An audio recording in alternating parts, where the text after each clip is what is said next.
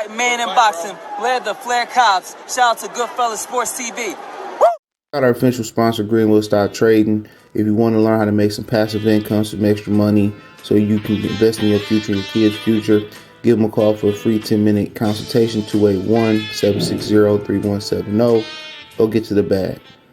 All right, man, Keyshawn. Davis called out Frank Martin. Frank Martin responded on Twitter and Instagram saying that he fiending for the fight. They can do it. He put a pen in blood instead of fiending, so Frankie boy willing to do it. Keyshawn called him out and they want to do it. I know Frank Martin got a fight coming up too, so let's talk about it. Thumbs up the video, share the video, subscribe to the channel. The subscribe button is the bell icon button. Hit all notifications. Increase your chance to get notifications. We go live or drop a video. Keyshawn Davis, what, 7-0 now or 8-0 now, something like that. Frank Martin got quite a few fights. Came to boxing late. Was a late starter. Was getting in trouble in the streets. Found boxing. Bo Mackey said he good. Frank Martin good. I tend to kind of favor the experience. Frank Martin from Detroit though, but Keyshawn Davis getting better and better. I know he want to be fast track. You see all these other guys, his contemporaries, getting opportunities and winning titles, but sometimes you just gotta, work your way through the progression. And a lot of guys see Lomachenko skip the line. A lot of guys see, other guys skip the line. And I think it's easy, And I think that was his first 10-rounder. The first scheduled 10-rounder. I would just ride the course, But when somebody wants something, they want it. And Frank Martin is an aggressive, come forward fighter, and he can crack too. So you're gonna find out a lot about Keyshawn Davis fighting Frank Martin. And Keyshawn can crack too. Keyshawn showed he got some power, and people say, well, Rolly knocked him out in 6. Rolly a big puncher.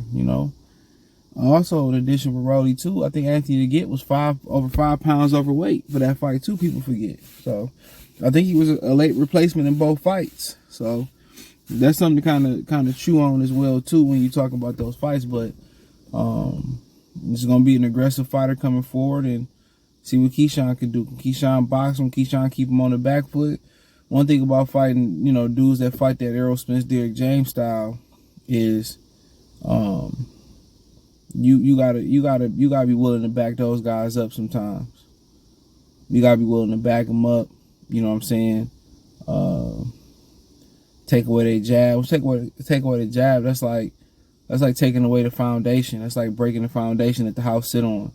So you get rid of that jab and make them take that jab away from them. That mess up everything.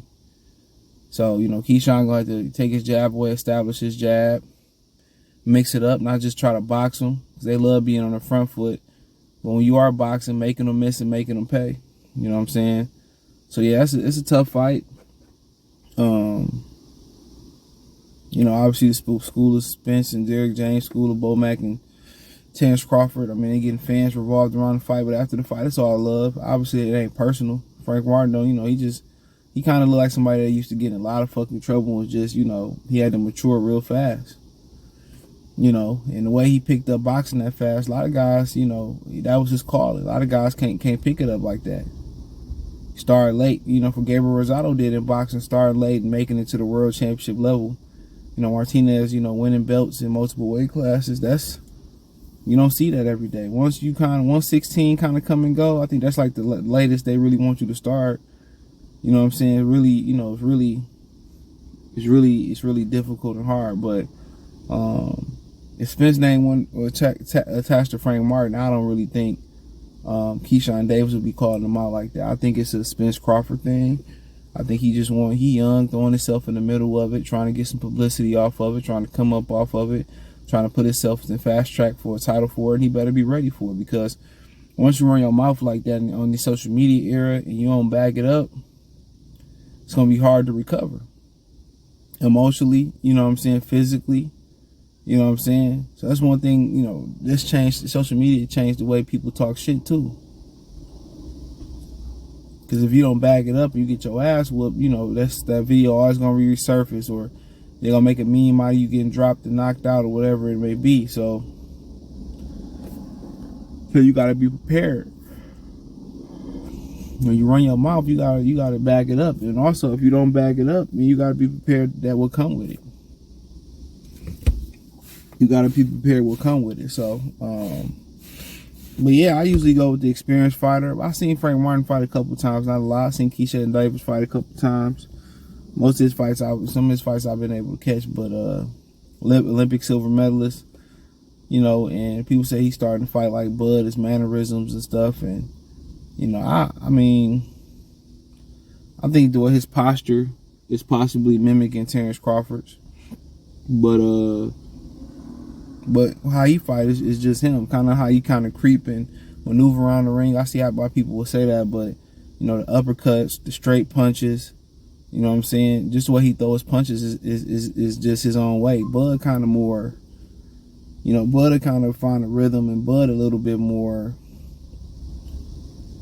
you know, I think when Bud throws his looping shots, he a little bit more like I don't want to say loopy, but they kind of a little bit more like, they loopy, but they technical.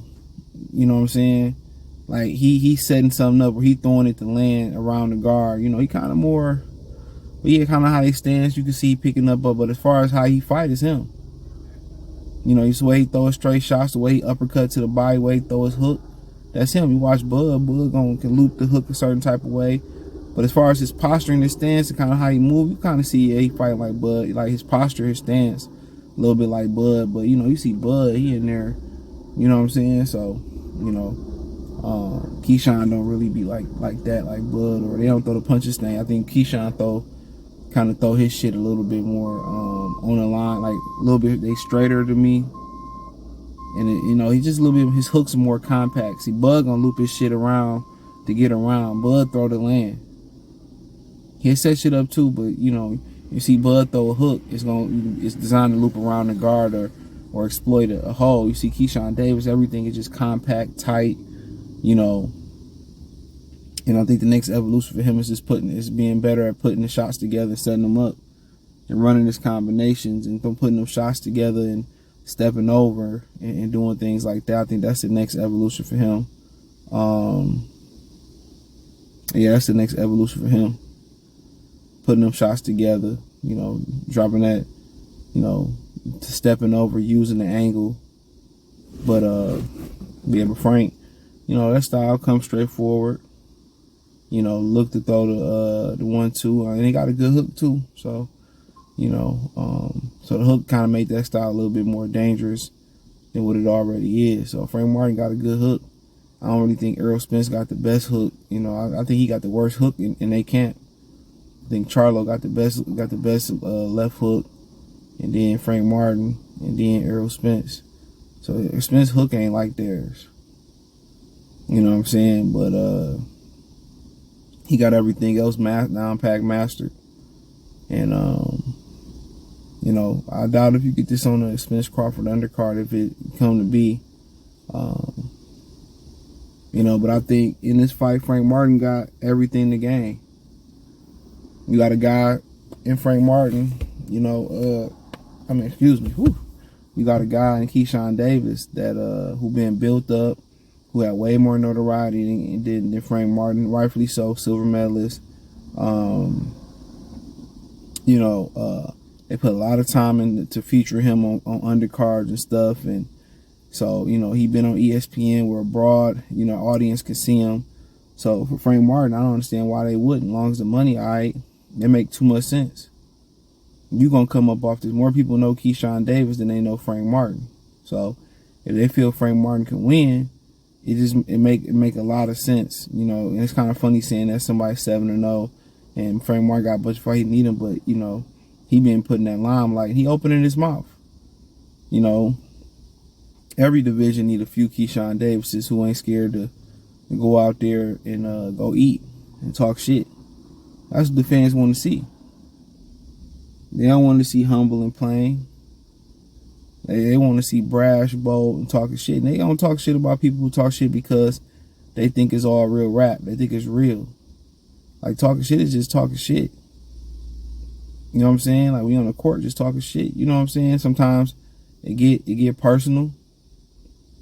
You know, sometimes it get personal out there. And you got to break out into a fight. Certain things you don't say or get under somebody's skin. They're not having a good game. But, you know, it drives the intensity of the event.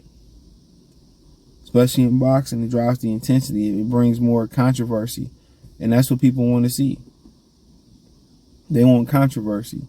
They want a story. They want a backline story. They want bad blood. After the fight, it's all love. It's all respect. You know? It's all respect. But, you know, this be good for the sport of boxing. I like to see it, but if I'm top ranked, we put a lot of, you know, resources in Keyshawn Davis. You at least want to let Keyshawn get about 12, 13, 14, 15 fights. And, you know, Frank Martin said, fuck marinated, we could do it. You know, let them get titles and then start talking about it. But if he, you know, he ready to go and, you know, Bobbing and willing to do it, then do it. But Frank Martin got grown man strength. So you got to remember that. Frank Martin, 28, he got his man body. He can punch, you know, a little inexperienced because he had the late start, but I think it's a good fight. It's a fight that you love to see, and ideally would have been on the Spencer Crawford undercard if it is to be. Maybe so. Maybe they deserve to get their own headliner. We had to wait to see. But hey, let me know what you girls and guys think. Thumbs up the video, share the video, subscribe to the channel. And the subscribe button is the bell icon button. Hit all notifications, increase your chance. Get notifications. We go live or drop a video. Financially, want to support the channel. Cash App, $CJ Good 313. Venmo, CJ Good 313. PayPal link in the description. Hit the link tree. Follow me on Twitter, Twitch, Instagram, Spotify, Anchor, Cash App, Venmo, PayPal. Appreciate the love and support. Peace.